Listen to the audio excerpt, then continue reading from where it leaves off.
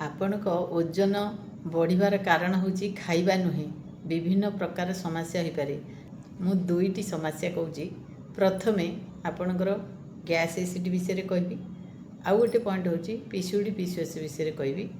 प्रथमे गैस हेले ओजन बढ़े तार सिम्पटम प्रथमे पेट फुलिबा, ब्लोटिंग हवा, पेटरे पानी जमीबा, देह भारी भारी लागिबा, केबे केबे खाइबा को इच्छा हुए नहीं, खाइबारे असुविधा हुए, हाकुड़ी भी हुए, आउ पेट भी जलापड़ा हुए, छाती जलापड़ा भाया लगे।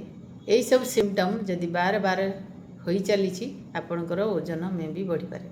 सेकेंड रे पीसीओडी पीसीओएस रे कहीं ओजन बढ़े तार सिम्पटम कौन जानिबा।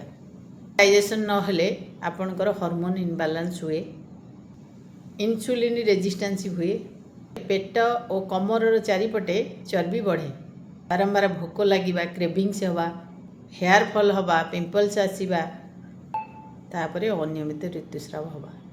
पूरा सॉल्यूशन जानिबा को चाहूचंती ताहले चैट बॉक्स रे एस लिखंतु।